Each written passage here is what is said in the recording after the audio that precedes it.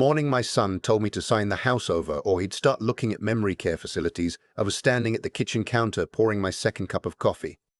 I didn't spill it. I didn't raise my voice. I just set the pot down slowly and looked at him. He was still in his work clothes, dress shirt half-tucked, tie loosened, like he'd come straight from the office to deliver this particular piece of news. His wife, my daughter-in-law, was sitting at my kitchen table, the one I'd built with my own hands in 1987. She was scrolling her phone like this was routine, like she'd heard it before and already agreed. Maybe she had. "Dad, we've had this conversation," my son said. "The house is too big for one person. You're 68. What happens when something goes wrong?" I asked him what he meant by something. He waved his hand. "A fall. A medical thing. You can't just be out here alone." I looked around the kitchen, the window above the sink where the hummingbird feeder had hung for 30 years. The scuff on the baseboard near the door where my wife used to bump her suitcase coming home from her sister's place in Baton Rouge. She'd been gone 4 years now. Pancreatic cancer. 11 weeks from diagnosis to the end. "I'm fine," I said. "You're not fine. You're in denial," my daughter-in-law said, still not looking up from her phone. "We've done the research. There are beautiful places in Scottsdale. Independent living, not a nursing home. You'd have your own apartment." She said, beautiful places, the way people say it when they've already decided and want you to feel good about the decision they've already made for you. My son, I'll call him by what he was in that moment, not his name, just my son, pulled a folder from under his arm. Printed pages. A real estate listing for a senior community in Scottsdale. Another page that looked like it might be power of attorney language. "We're not asking you to do anything right now," he said. "We just want you to look at the options." I took the folder. I thanked him. I told him I'd think about it. He seemed relieved. His wife smiled for the first time since she sat down. They left 40 minutes later, after dinner, a dinner I cooked, in my kitchen, in my house, and I stood at the front window and watched his car back out of the driveway. The headlights swept across the oak tree in the yard. 62 years that tree had been there. I was 6 years old when my father planted it. I went back to the kitchen and put the folder in the recycling bin. Then I sat down and started making some calls of my own. I need to back up. The house is in Nashville, a 2-story craftsman on a quiet street in Bellevue, about 20 minutes from downtown. I bought it in 1983, the year my son was born, for $74,000. Paid it off completely by 2001. I worked as a civil engineer for the city for 31 years, and my wife taught 4th grade at an elementary school 3 miles away. We weren't rich, but we were careful. We lived below our means. We saved. My son grew up in this house. He learned to ride a bike in this driveway. His high school graduation photo is still on the wall in the hallway, next to his mother's handmade cross-stitch of the Lord's Prayer that's been hanging in the same spot since 1991. He went to Vanderbilt on a partial scholarship. I covered the rest, about $40,000 total. After graduation, he got a job in corporate finance in Atlanta, married a woman he met at a conference, and moved into a house in a suburb I have to GPS every single time I visit. For the first few years, things were fine, normal. He called on Sundays. They came for Thanksgiving. When his mother got sick, he flew up twice, once when she was diagnosed, once near the end. After she passed, things shifted. My daughter-in-law started making comments. Small ones at first. "This house must be a lot to keep up. Do you really need all this space? Have you thought about downsizing?" I assumed it was concern. I gave her the benefit of the doubt for a long time, because that's what I'd been taught to do. Then, 6 months ago, my son called to tell me they were struggling financially. His wife had left her marketing job to start a business, a lifestyle brand, she called it, though I never fully understood what that meant, and it hadn't taken off the way they'd hoped. They had credit card debt. Their mortgage payment on the Atlanta house was, in his words, not sustainable. He asked if he could borrow $30,000. I said I didn't have $30,000 in liquid savings I could part with, which was true. My retirement income, Social Security plus a city pension, is enough for me to live comfortably, but I'm not sitting on piles of cash. He was quiet for a moment. Then he said, "Well, there's always the house." I didn't say anything. I'm just saying, he continued. If you sold it, you'd have real money, real options. I told him I'd think about it. I didn't think about it. There was nothing to think about. 3 weeks later, he showed up with the folder. The man I called that night was my attorney. He's been handling my affairs for about 15 years. Wills, the trust my wife and I set up together. Property questions. He's thorough, he's discreet, and he doesn't waste words. I told him what my son had said. I told him about the folder with the senior living brochure and what looked like the beginning of a POA document. He was quiet for a moment. Has he ever had any legal interest in the property? He asked. No, I said, never. Is your current will still set up the way you wanted? I told him I wanted to revisit that. We met in his office 3 days later. I drove myself, which I mention only because my son seemed to believe I was on the verge of being unable to manage basic tasks. I parallel parked on the street and walked 6 blocks to the office building. I carry a cane sometimes for my knee, not because I need it to stand, but because it helps on longer walks. I am 68, not 102. We spent 2.5 hours going over my options. By the time I left, I had a plan. The first thing I did was call a real estate agent. Not to sell, not yet, but to get a current market valuation on the property. She came out the following Tuesday, walked the house, took notes, asked about the roof and the HVAC system. The neighborhood had changed significantly since I bought in 1983. Tech companies had moved into Nashville. Young professionals were moving in. Property values had climbed steadily for years. She called me back 2 days later with a number. I sat down when she said it. The house was worth somewhere between $740,000 and $810,000, depending on how we priced and timed it. I thanked her and said I'd be in touch. That night I sat in my wife's chair. She always took the armchair by the window, not the couch, and thought about what she would have said. She was practical, my wife. She didn't believe in drama. She would have laid it out plain. This is what's happening. This is what you can do. Now do it. So I thought it through. My son believed this house was going to eventually be his. That was the unspoken assumption underneath everything. The comments, the folder, the phone call about money. He was already calculating, already treating it like a future inheritance he had a right to access now. He'd forgotten, or chosen to ignore, the fact that I am not dead yet. Over the next several weeks, I made decisions quietly and methodically. First, I met with my attorney again and formally updated my will and trust documents. I removed my son as the sole beneficiary of the property. In his place, I designated 2 organizations, a veterans housing nonprofit that operates in Middle Tennessee, and the elementary school where my wife taught for 26 years. I left a fund in her name specifically for classroom supplies, because in 30 years of teaching, she spent thousands of her own dollars on her students, and I never felt right about that. Second, I contacted the real estate agent and told her I was ready to list. She asked if I'd need time to move out. I told her I had arrangements. A friend of mine, a man I'd worked with at the city for almost 2 decades, had retired to a house on Center Hill Lake, about an hour east of Nashville.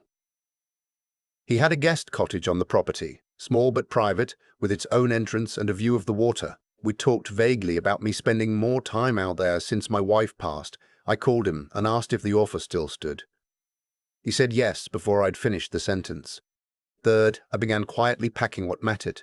Not everything, the furniture, most of it would stay with the house or go to donation, but the photographs, my wife's cross-stitch from the hallway, my father's woodworking tools from the garage, my own books, the ones I'd actually read, the coffee mug my wife gave me on our first anniversary, white ceramic with a crack in the handle I'd repaired with food-safe epoxy 20 years ago and never replaced.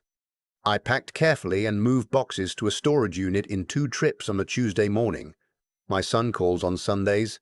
He wasn't going to notice anything on a Tuesday.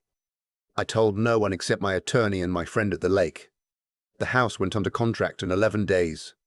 I remember sitting in my car in the parking lot of a grocery store when my agent called with the news. The offer was $798,000, nearly $25,000 above asking. The buyers were a young couple. Engineers, she said, both of them relocating from the Bay Area. They wanted a quick close, 60 days. I said that worked for me. I sat in that parking lot for a while after I hung up. I wasn't sad exactly. It was something more complicated than sad. That house held 40 years of my life. It held my wife. It held the version of my son I used to know, the one who was 6 years old and couldn't reach the kitchen counter and thought I could fix anything. But that version of him had been gone for a long time. Maybe I was the last one to admit it. I bought a cup of coffee at the drive-thru on the way back and drank it slowly on the drive east toward the lake. My son called on a Sunday, about 3 weeks before the scheduled closing. He had heard something. I wasn't sure how, a neighbor, maybe, or someone at the county assessor's office, or simply the fact that real estate listings are public record if you know where to look. He didn't say how he found out. He didn't lead with that. What he said was, "Dad, I got a call. Someone said the house is listed. What's going on?" I told him yes, the house was listed. There was silence, the kind that has weight to it. "When were you going to tell me?" "I'm telling you now." "Dad," his voice changed. We need to talk about this. You can't just sell the house. Where are you going to go?" I told him about the cottage. I told him I'd be staying at the lake with my friend for the foreseeable future, and that I was comfortable and that I'd made the decision thoughtfully. "You should have talked to me," he said. "We could have figured something out." "You already told me what you wanted to figure out," I said. I thought about it differently. Another silence. "What's happening to the money?" he asked. There it was. I'm a fair man. I believe in giving people the benefit of the doubt. But when a person's first real question, after learning their 68-year-old father has sold the home he lived in for 40 years, is what's happening to the money, that tells you something. That confirms something you maybe already knew but didn't want to say out loud. "I've handled the estate planning with my attorney," I said. "Everything is documented and in order." "I'm your son," he said. "I should know." "You'll know what you need to know," I said. "When it's time." He started to say something about fairness, about expectations, about what his mother would have wanted. I let him finish. I didn't argue. I had nothing to argue about. "I love you," I told him. "That hasn't changed. But this is my house, my life, and my decision. I've made it." I hung up gently, not in anger. There was no anger left, just a very quiet kind of clarity. The closing happened on a Thursday morning at a title company office downtown. I wore a button-down shirt and my good shoes. I drove myself. I shook hands with the young couple buying the house, both of them nervous and excited in the way people are when they're about to do something significant. They asked if I'd be sad to leave. I told them I'd raised a family there and that it had been a good house. I told them the oak tree in the front yard was planted in 1962 and they should leave it. The woman said she loved that tree, that it was the first thing she noticed when they came for the showing. That made me feel something I can't fully describe, the right kind of something. I signed where I was told to sign. The numbers were transferred. The keys changed hands. I walked out into a grey Nashville morning and stood on the sidewalk for a moment. The air had that particular winter smell, cold, clean, faintly smoky from somewhere nearby. I took a breath of it. Then I got in my car and drove east. My daughter-in-law called 4 days after the closing. My son's voice had been tight and controlled on the phone. Hers was different. There was an edge to it, something almost frantic beneath the measured tone. She said they'd talked to a lawyer. She said she wanted to know about the estate documents. She said she felt like I was cutting off my son for no reason, and that it wasn't what family does. I let her talk. When she was done, I said, "I have not cut off my son. I have made decisions about my own property. Those are different things." "You're punishing him," she said. "I'm not punishing anyone," I said. "I'm protecting what I spent a lifetime building." She said some other things. I'm not going to repeat them. When she was fully done, I told her I hoped they found their footing financially. I meant it. I genuinely did not want them to struggle. I just wasn't willing to be the solution to a problem they'd created by spending beyond what they had. I told her I loved my son and that my door, the cottage door now, was open to him whenever he wanted to talk. Without the folder, without the Scottsdale brochures, without the conversations about what was going to happen to the money. She hung up. The veterans nonprofit sent me a letter a few weeks after the estate documents were finalized. They'd been notified of the planned contribution and wanted to express their gratitude. I don't want to go into the specific figures, but the trust was structured so they'd receive a meaningful amount upon my passing, enough to fund transitional housing for several families. The school sent a representative to meet with me in person. A young woman who was now the assistant principal, someone who had actually been a student during my wife's last years of teaching. She remembered my wife. She cried a little when she talked about her. I didn't expect that. She said the staff still talked about my wife, said she had a way of making kids feel like they mattered. She did. She always did. The lake is quiet in the mornings. My friend is an early riser like me, and we've fallen into a kind of rhythm. Coffee on his dock at 7, then we go our separate ways for the day. He has a woodworking shop in his garage that he's been generous about letting me use. I'd been building again, nothing complicated, a small bench, a bird feeder in the style my wife used to like. My son and I have spoken twice since the closing. The conversations were short and careful. There's damage there. I know that, and I'm not pretending otherwise. Whether it gets repaired depends on things I don't control. I hope it does. He's my son.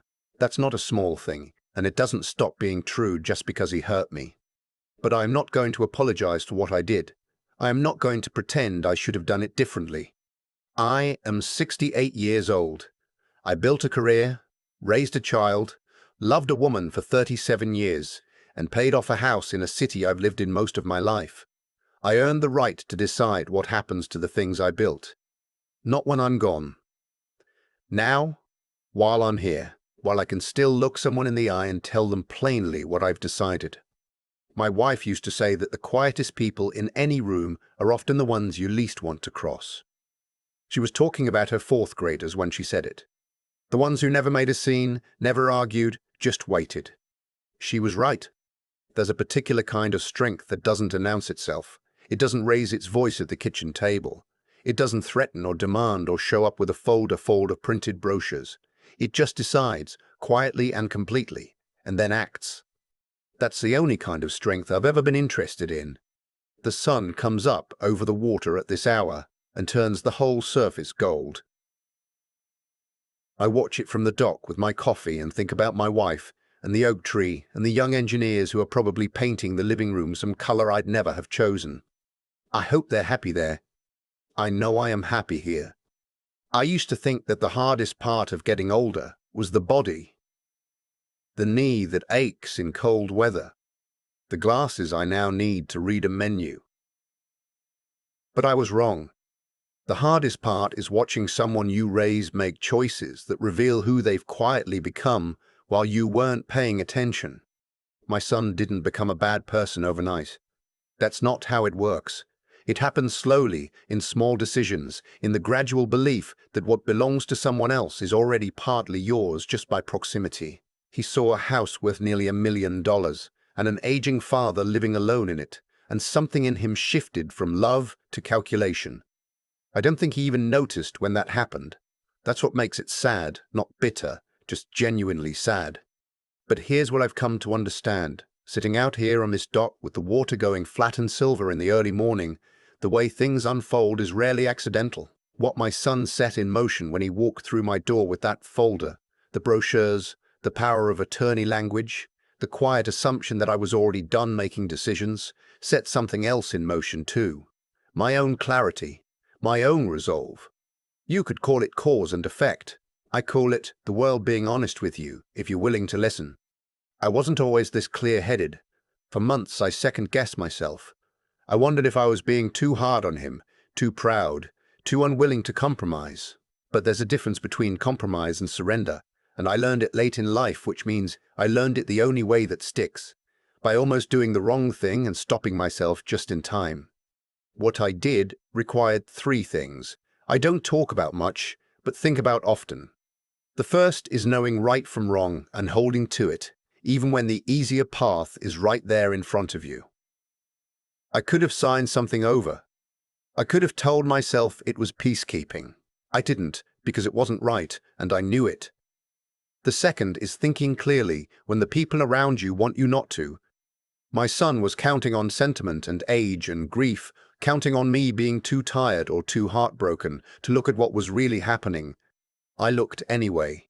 I asked the right questions, found the right people, made a plan.